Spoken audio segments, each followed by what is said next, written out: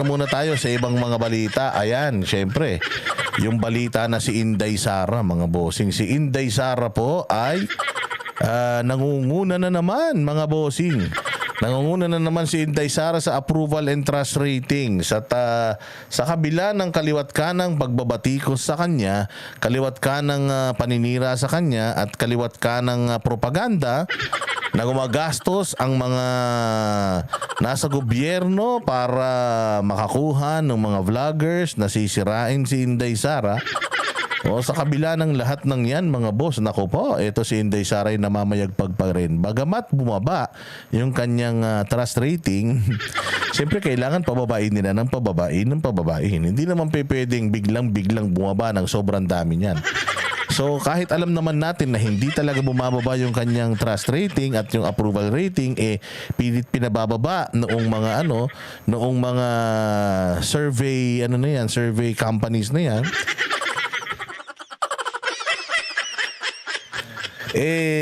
Pa din, mataas pa din siya kaysa sa lahat. Ang pinakamasaklap nga, mga bossing, ang pinakamasaklap yung trust rating ni Romualdez, 31%. Diyos ko po. Ang laki na ng ginasta nito sa kakaayuda. Putay na minsan. Kumaganon na nga ito sa mga ayudahan. Pucha yan, kaway ng kaway to. Nagkakulani na nga daw to kakakaway. Pero walang kumakaway sa kanya pabalik. Yung alam mo yun, lahat na ginawa mo para lang mahalin ka ng tao. Pero pucha, wala pa rin. Wala ka pa ring silbi para sa kanila. So ito naman presidente natin, trust rating 50%. Hindi ko nga alam kung nandito pa si Bongbong . Ang tagal ko nang hindi nakikita si Bongbong. Ang tagal na. Ito lang ang presidente na hindi pinag-uusapan. Ito lang ang presidente na hindi pinag-uusapan. Mas pinag-uusapan pa yung vice president kaysa sa kanya.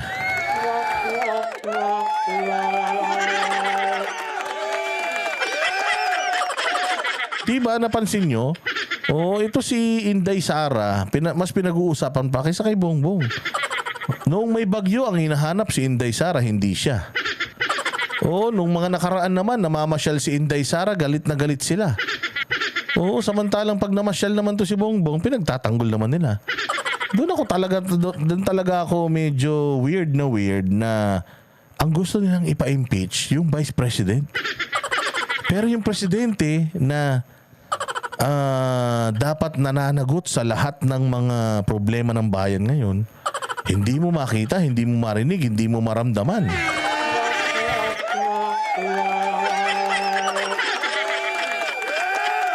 Di ba? Parang wala, hindi mo siya nakikitang humaharap sa media. Hindi mo siya nakikitang merong mga plataforma na may mga utos-utos. Wala. Sa mga ribbon cutting, nandun siya. Doon sa mga yung sa mga concert, nandun siya. Yung mga send-off, nandiyan siya. Kapag ka merong merong mga groundbreaking, nandiyan siya. Pagtungkol kay Tebes, kay Pastor, meron siyang statement. Pero pagkadating sa mga problema ng bayan natin, wala. Yung pagbenta ng ginto, 25 tons na ginto, binenta, wala rin siyang imik.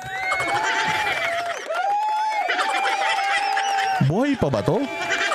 Uy, i-check nyo baka mamaya na-cremate na yan Hindi niya pa sinasabi sa amin dahil hindi siya nararamdaman kahit noon pa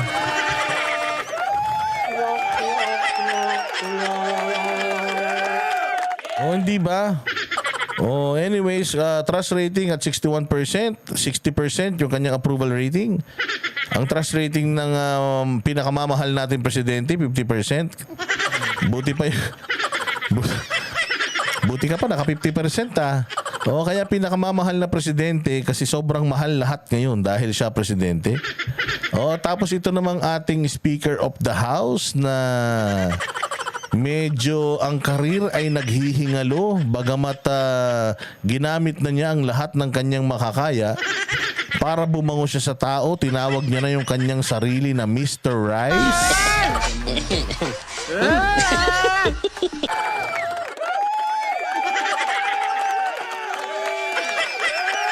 Pero kulang pa din, mga bossing. Yung effort ay kulang pa din.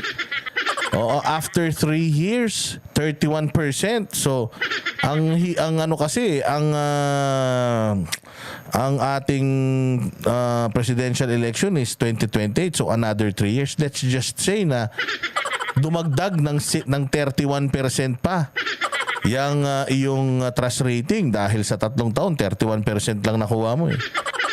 So after another 3 years, sabihin na natin 31% ulit. So dadagdagan ng 31%, sabihin na lang natin. Hindi ka naman pwedeng sumikat sa loob lang ng 3 taon, ibisit na bisit sa'yo tao. So naging 62%. Sa 2028, putangin na yan, baka pagdating ng 2028 eh. Baka hindi ka na maka 62%, baka 31% pa rin yan. Tapos si Inday Sara na yung makakuha ng majority ng trust rating.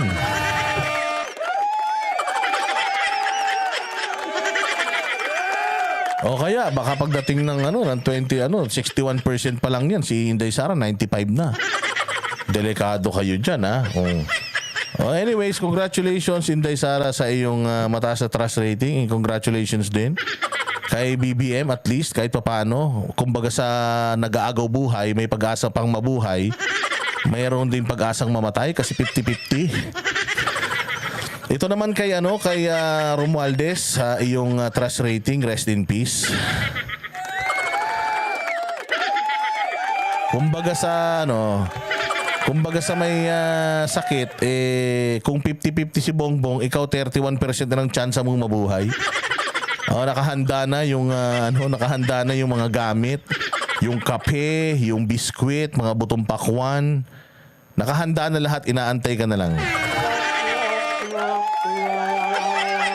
Ito, tingnan natin tong balita kay Inday Sara, pasok. Sa kabila naman ng mga banat kay Vice President Sara Duterte, nakakuha pa rin ito ng mataas na approval and trust ratings batay sa resulta ng survey ng Pulse Asia. Narito ang balita ni Val Divina Gracia.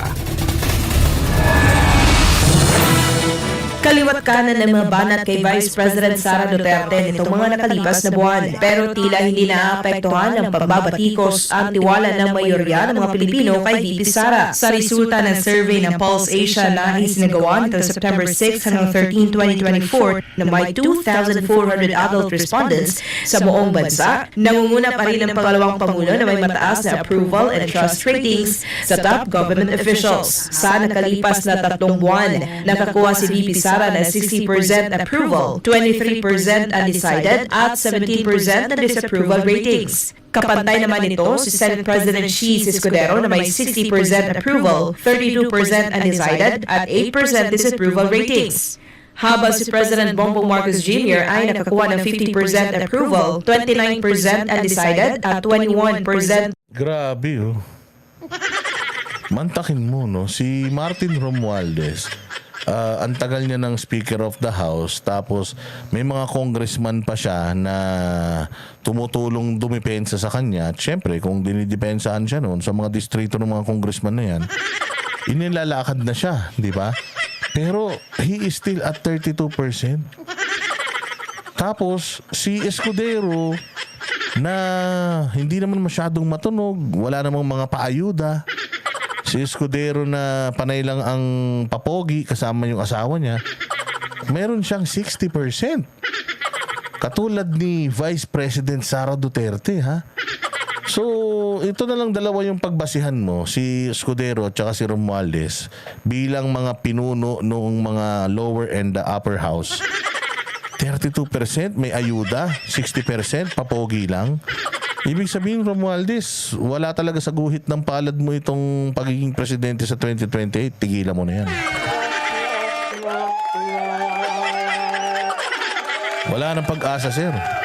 Oo. disapproval ratings. Nangungulelat naman si House Speaker Martin Romualdez na mayroon lamang 32% approval ratings.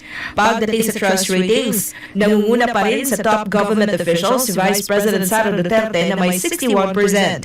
Sinundan ito ni Senate President Escudero na may 56%, pangatlo si BBM na may 50%, at panghuli pa din si Speaker Romualdez na may 31%. Sa kabila naman ng pangunguna ni VP Inday Sara ay bahagyang bumaba ang kanyang approval and trust ratings kumpara noong second quarter. Ilan naman sa mga pangunahing issue ng isagawa ang survey ay ang pag-atake sa KOJC, investigasyon sa illegal na POGO, tensyon sa West Philippine Sea, pagdinig sa budget ng Office of the Vice President, investigasyon ng Quadcom sa war on drugs ni dating Pangulong Rodrigo Duterte, pagtaas ng kaso ng monkeypox o mpox, 21 pesos per meal na budget statement ng NEDA, at pagbaba ng inflation rate noong Agosto. Para sa Diyos at sa Pilipinas kung mahal, ako si Val TV Negrasha. Walang kwenta yung mga tanong.